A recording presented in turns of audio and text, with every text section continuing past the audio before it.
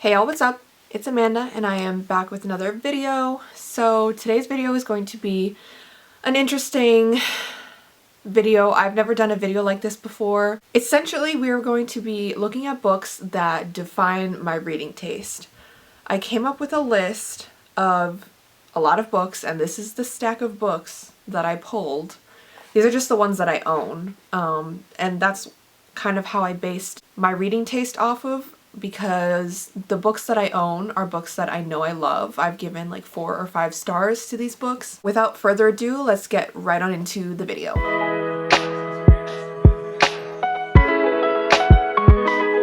Alright, so I have several different categories of different types of books that I like.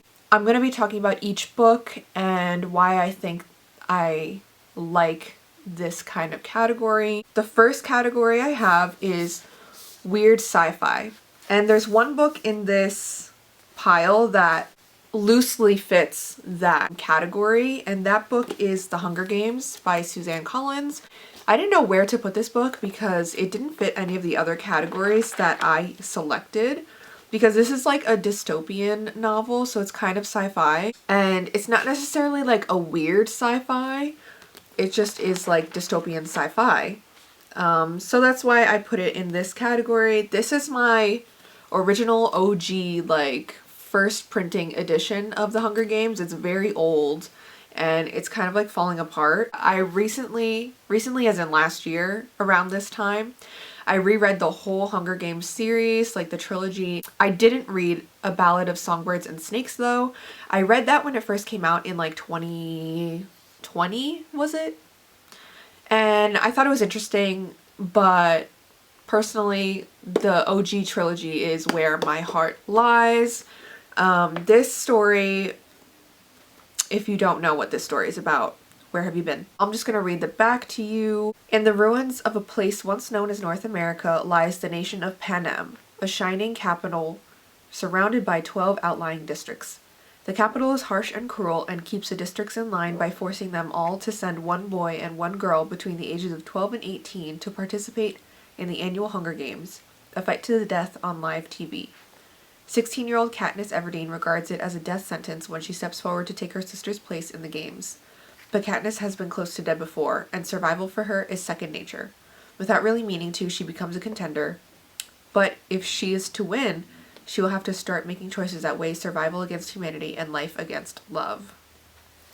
This series is like top tier series for me. I love this series so dearly. I remember reading Mockingjay when it came out and like sobbing into my book at the ending, because I was just like, oh my gosh, I can't believe it's over.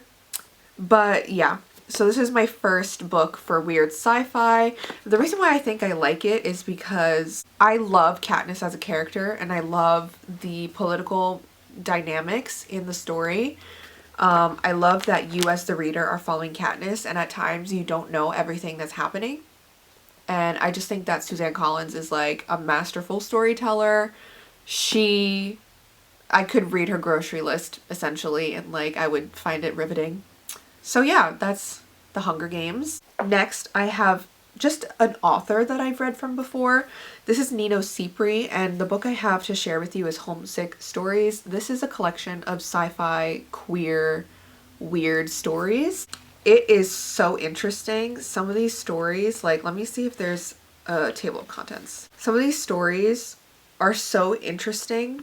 Like, the last story specifically was very, very cool. Let me see what page it starts on. It's a collection of short stories, as I mentioned, and it's told in different like ways, the different short stories. Like, some of them are like journal entries, some of them are interview format, some of them are like almost like a podcast format, and it's very interesting. I read this last year over spring break, so about a year ago, and I thoroughly enjoyed this. But another book that I recently read from Nino Cipri is their book Fina, and the sequel Defect.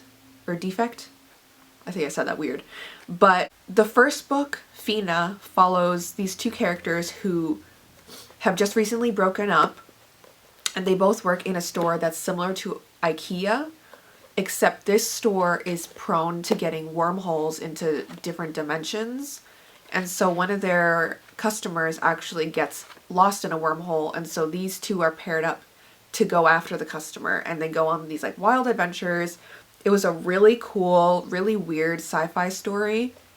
I loved it. And then Defect was like the sequel to that, but it's more like a companion novel to Fina, and it follows a different character that works in the same store and a different scenario where he's trying to get rid of the defective furniture in the store. And it's just like a weird, fun time. That's why I highly recommend Nino Cipri. Their storytelling is really like tongue-in-cheek, and at the same time, like, it has you really engaged in the story. So this short story collection I really want to reread. I don't know when I'm going to get around to it, even though it's like really short. But I had a really fun time with this. I had a really fun time with Fina and with Defect. So I highly recommend that you read Nino Cipri. And yeah, these are just like books that really define my taste. And lastly, for this like sci-fi, weird sci-fi category, I have another author. This is Emily St. John Mandel. So the two books that I have read from her are Station 11 and Sea of Tranquility. These books are so interesting. I have heard people talking about Station 11 a lot, but I didn't hear a lot of people talking about Sea of Tranquility, and Sea of Tranquility is so good. It has like a twist in the end that I never could have predicted. Like, I was kind of catching on to it, but yeah. So I'm not going to tell you what these books are about, because I kind of just recommend the author, Emily St. John Mandel. She has a bunch of books out. I don't want to say extensive. I think she has like 6 books out, and I've read 2 of them. But I have The Glass Hotel on my TBR, as well as this other book that I recently found at, like, I thrifted it, and I'm forgetting off the top of my head what it's called. But anyways, I have 2 of her other books on my TBR. And yeah, she just writes really cool sci-fi, and it's not necessarily weird sci-fi, it just is sci-fi. And I'm finding that I really am enjoying sci-fi a lot more than I previously thought. Like, I never thought I was a sci-fi fantasy girl, but here I am loving sci-fi. So yeah, that's the first category. All right, the next category that I have to share with you is romance books that pull at your heartstrings. Like, oof, these romance books really had me engaged and really connecting with the main character and like the romance, the relationship. So the first book that I have to share with you, I'm going to put my phone over here. The first book that I have to share with you is one of my all-time favorite romance books. Speaking of, I want to make a video going through my definitive like top 10 favorite books. So let me know if you're interested in that. Anyways, this book is definitely in my top 10 favorite books. This is Book Lovers by Emily Henry. I have the UK cover as well as the like US cover.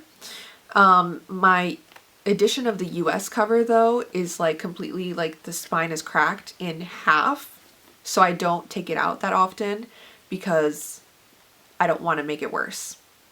But Book Lovers is one of my favorite romance books ever. Like these romance books that I pulled are like my top favorite romance books. And yeah, so anyways, Book Lovers, I really connected with the main character Nora and her romance with Charlie. I love the small town aspect of it. So I just love how emotionally invested I got into this book. I don't find that with a lot of romance books, to be honest. It's very easy to make me cry from like how cute a romance is, but like to actually understand what the main characters are going through and like understand the challenges that they face throughout this relationship, I'm just like, ugh. So yeah, that's why I love Book Lovers. Any romance that really makes me, not just makes me cry, but makes me like empathize with the characters and makes me really feel connected to them. I'm like, that is a 5-star romance for me. As well as like not just the main character, but like the love interest as well. So yeah, this is, I also want to mention I reread this recently. I forget if it was like at the end of last year or the beginning of this year, but I reread this recently and I just absolutely loved it even more than the first time I read it. So I know that this is a definitive like top 10 god tier romance for me. The next book is a book that I really want to reread. This is 7 Days in June by Tia Williams. This book was so emotionally scarring for me, like if I'm being honest. I love the main characters, Eva and Shane, in this book. It's just a very emotional time. I will say that this was more of like a 4.5, a 4/4.5 out of 5 stars. It wasn't absolutely a 5-star, but I just love the way that Tia Williams wrote this book, and I love how emotionally invested I got in this. That is a running theme with these romances. I got so emotionally invested in these romances, so that's why I love them so much. That's 7 Days in June by Tia Williams. Next is one that I read like the most recent out of all of these romances. This is Delilah Green Doesn't Care by Ashley Herring Blake.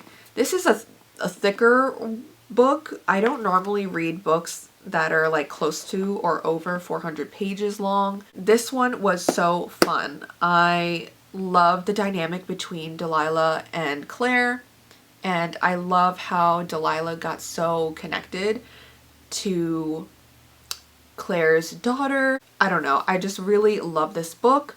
I want to reread it again. Like that, I'm going to sound like a broken record. I want to reread it so bad.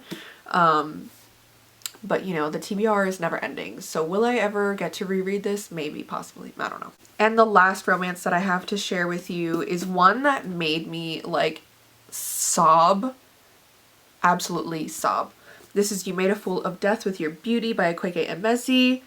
This book, honestly, this is probably in my top 10 as well.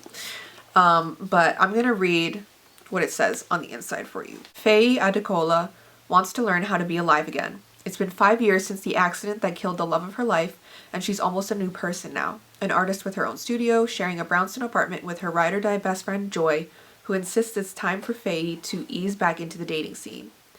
Faye isn't ready for anything serious, but a steamy encounter at a rooftop party cascades into a whirlwind summer she could never have imagined.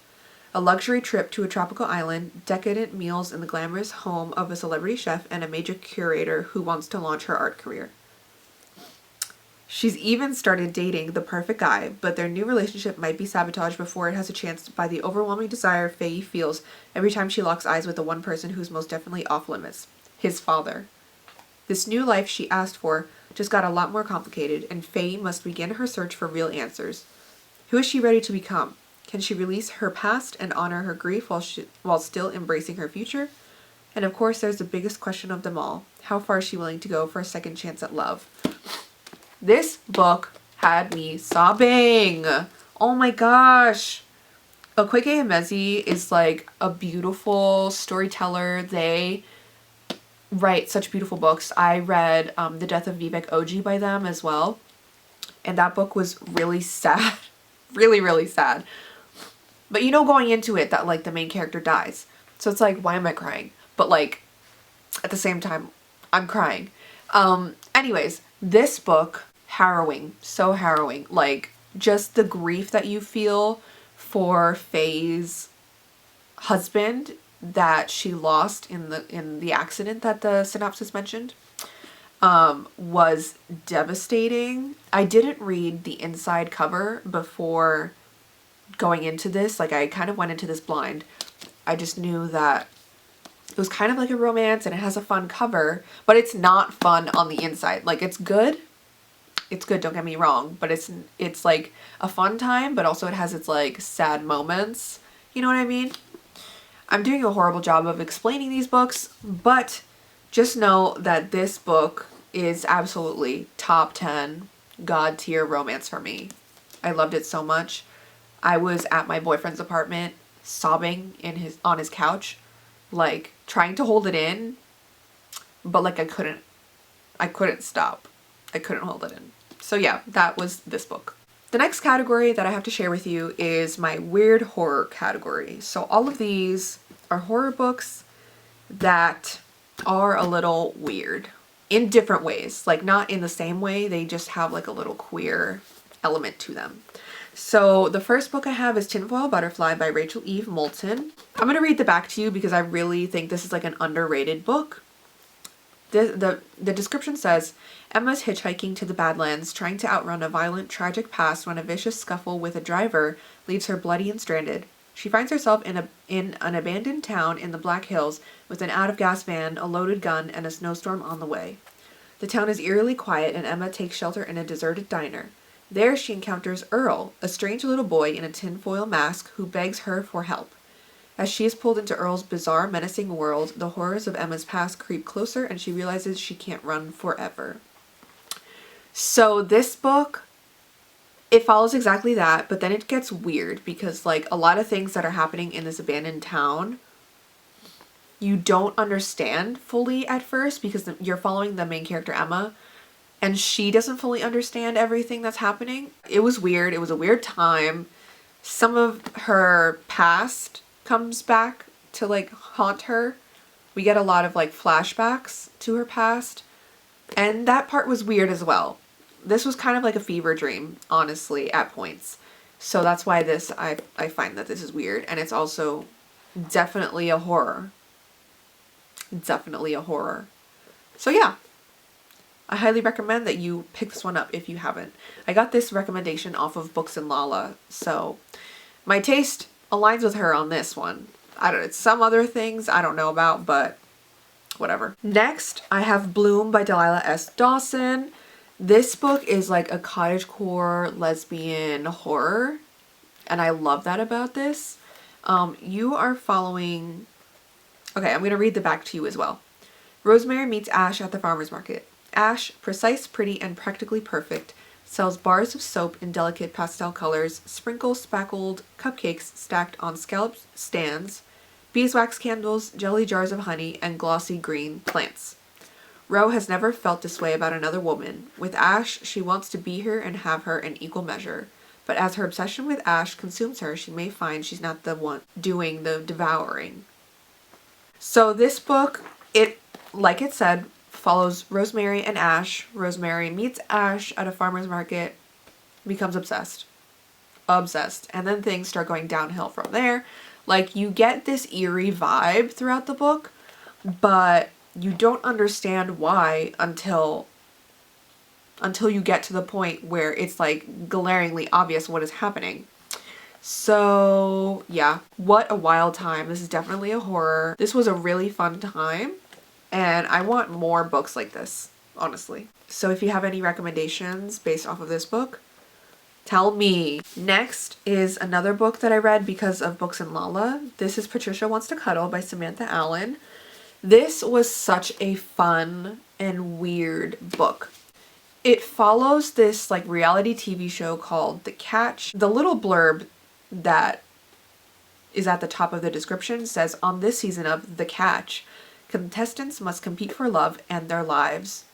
So it's a whirlwind romp careening toward a last girl standing conclusion and a scathing indictment of contemporary American media culture. It's queer. It has a lot to say about like reality TV and social media, and it also is like weird. It has like, let me see if I can find.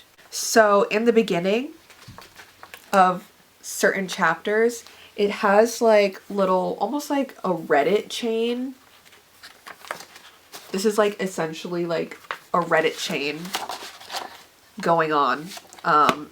And you get different formats in the book. So this book is told from multiple POVs, and it also has different like bits of media added into the book, like that Reddit chain I found and showed you.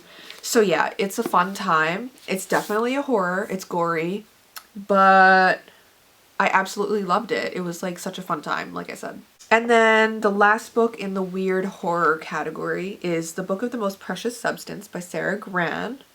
So I've never read a Sarah Gran book before, but this one was so fun.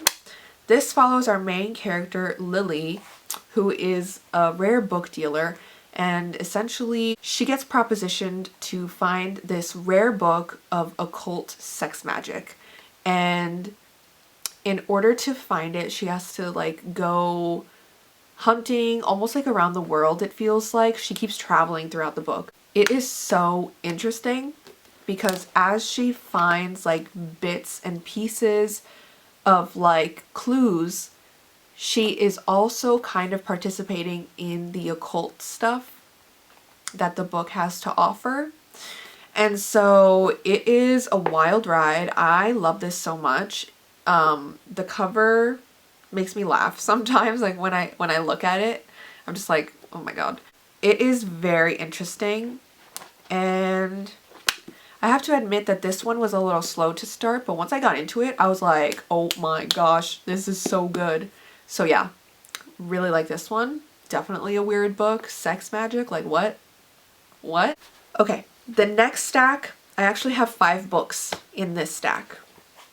This stack is coming of age literary fiction with unlikable female main characters. That's a very specific like niche, but I loved all of these so much. So let's get into it. First, Normal People by Sally Rooney. I love Normal People and I really want to read more from Sally Rooney. I have Beautiful World, Where Are You? I can't wait to read that. And then I want to read Conversations with Friends. But anyways, this one is a very popular book, so I'm gonna spare you the details. But this one, Marianne, you could argue, is a very unlikable main character just because of some of the decisions she makes throughout the book. And it's definitely a coming of age story as you're following Connell and Marianne. I loved this book so much. This is one of the books that I want to reread as well because I just love this. Another book in this category is Woman Eating by Claire Coda. This one is a little different. This has like a speculative element to it as the main character is like in her 20s, but she's a vampire. And so she's grappling with living on her own as her mother has like dementia or Alzheimer's or something like that. And so she has to put her mom into like a care facility and she's left to fend for herself, to try and find blood for herself and also interact with people by herself without like her mother. And she's grappling with her hunger while also trying to act like a normal 25-year-old artist. And it's just like a fun time. It's very interesting, very literary fiction. You could argue as well that the main character is unlikable because of like some of the things that she does. You're just like, girl, what are you doing? Like, what are you doing? Next, I have Milk Fed by Melissa Broder. This book follows another 20-something-year-old who she works in like the Silicon Valley, I'm pretty sure, or in Los Angeles, whatever the case, in tech, and she kind of hates her job, but she meets this woman who is like an Orthodox Jew and she becomes like obsessed with her and they have this like weird relationship. And honestly, like, she's grappling with an eating disorder as well, so trigger warning for that. She also is dealing with like her relationship with her mother. So there's a lot of themes in this book that I'm gonna be honest, I really love. Like with the last book I showed you, that has like, you know, mommy issues as well as this one.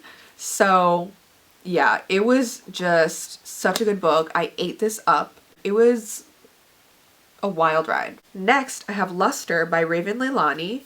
This one I read a while ago and I just remember like devouring this book as well. This book follows Edie, who is stumbling through her 20s, sharing a subpar apartment, clocking in and out of her admin job, making a series of inappropriate sexual choices. She's also haltingly giving heat and air to the art that simmers inside her. And then she meets Eric, a man with a family in New Jersey, including a wife who has agreed to an open marriage with rules. Soon, Edie finds herself invited into Eric's home, not by Eric, where she becomes a de facto role model to his adopted daughter. Edie may be the only black woman young Akila knows. And so it's just very interesting, the things that Edie goes through throughout this book. I love the cadence of the writing in this book. That's another thing that I really enjoyed with the other books that I showed you. The cadence of the writing with these books are like my favorite. They're just like compulsively readable, and that's why I enjoyed them as well. I really enjoy the 20-something-year-old who is like a mess. That trope. Love it. Okay? That is my favorite. Who is like, you know, coming to terms with how to be an adult and like get their life together. That is my favorite. This one is a little different. This is Writers and Lovers by Lily King. This is following 31-year-old Casey Peabody.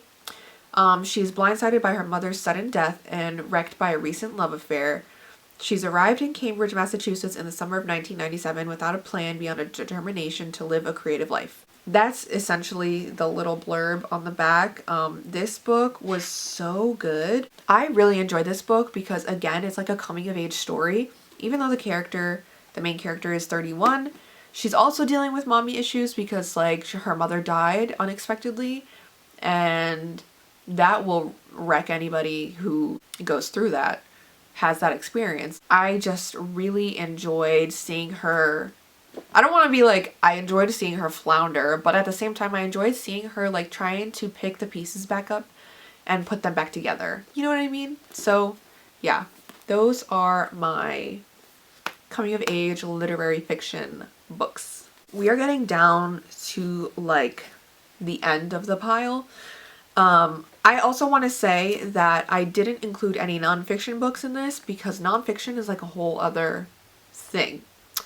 I feel like I can't really apply tropes to nonfiction because it's a nonfiction. It's more about like the content instead of like appealing to tropes. You know what I mean? The next category I have is fantasy mystery with a female main character. Emphasis on the mystery part. So the first one is Ninth House by Leigh Bardugo. I absolutely love this book. This follows Galaxy, or Alex Stern, who is the most unlikely member of Yale's freshman class. A dropout and the sole survivor of a horrific unsolved crime, Alex was hoping for a fresh start. But her free ride comes with a catch. She's been tasked with monitoring Yale's secret societies, notorious haunts of the rich and powerful. Now there's a dead girl on campus, and Alex is the only person willing to look deeper, because the societies are far more sinister and extraordinary than anyone ever imagined. They tamper with forbidden magic, they raise the dead, and sometimes they prey on the living. This book, I reread it last year as well for my spring break. I did a lot of rereading last year, apparently, but I reread this for the release of Hellbent, which is the sequel to this book, and it was just fantastic the second time around. Like, I upped my rating to a 5-star. This book has like a little bit of fantasy, but like a lot of mystery, high stakes, because low-key Alex's life is being threatened. So it's a fun time. There's multiple mysteries in this book, so I'm not going to get into it, but I absolutely love this book. And the next book I have to show you, I just realized all these books have a black cover. The next book is The Hazelwood by Melissa Albert. I read this a while ago, so I can't tell you if this is like a for sure, like absolute favorite or not, but I just remember really enjoying this book. So I'm going to read you the inside. 17-year-old Alice Proserpine and her mother have spent most of Alice's life on the road, always a step ahead of the uncanny bad luck biting at their heels. But when Alice's grandmother, the reclusive author of a book of pitch-dark fairy tales, dies alone on her estate, the Hazelwood, Alice learns how bad her luck can truly get. Her mother is stolen away by a figure who claims to come from the cruel supernatural world where her grandmother's stories are set. Alice's only lead is the message her mother left behind: stay away from the Hazelwood. Alice has long steered clear of her grandmother's cultish fans, but now she has no choice but to ally with her classmate and fairy tale superfan Ellery Finch, who may have his own reasons for wanting to help her. To find her mother, Alice must venture first to the Hazelwood, and then into the world where her grandmother's tales began, and where she might discover why her own story went so wrong. So this is like more fantasy than mystery, but it does have like a really fun mystery attached to it as Alice is trying to find her mother. Also the cover is like stunning to me. Like, look at that. The end pages are gorgeous. So yeah, this book was a fun time. I remember reading the whole, it's a duology. So I remember reading the series and being like, wow, this was a fun time. I really liked this. So I recommend this if you haven't read it before. This is, like I said, more fantasy than mystery though. And lastly, I have The Invisible Life of Addie LaRue by B.E. Schwab. This took the world by storm. You know what I mean? This book is essentially about Addie LaRue, who lives in France 1714. In a moment of desperation, a young woman named Adeline meets a dangerous stranger and makes a terrible mistake. As she realizes the limitations of her Faustian bargain, being able to live forever without being able to be remembered by anyone she sees, Addie chooses to flee her small village as everything she once held dear is torn away. But there are still dreams to be had and a life to live, and she is determined to find excitement and satisfaction in the wide, beckoning world, even if she will be doomed to be alone forever. Or not quite alone, as every year on her birthday, the alluring Luke comes to visit, checking to see if she is ready to give up her soul. Their darkly thrilling game stretches through the ages, seeing Addie witness history and fight to regain herself as she crosses oceans and tries on various lives. It'll be 300 years before she stumbles into a hidden bookstore and discovers someone who can remember her name, and suddenly everything changes. So this is like a mystery, a loose mystery, about like Addie LaRue's life and how to get out of this bargain that she made, but also like she, like the end of the synopsis says, she meets someone who remembers her name, and it's like, how does he know my name? So this book has such beautiful writing in it. I absolutely loved it. It has like light fantasy because it's not like a whole separate like new world that we're living in. It's like, it's definitely rooted in our real world. It's just that there's like a little magical elements to it. So that's what I really love about books like this. The last category is cozy graphic novels. So I have a couple series here for you. The first series, it's just a duology as far as I know, is Garlic and the Vampire and Garlic and the Witch by Brie Paulson. These books are so dang cute.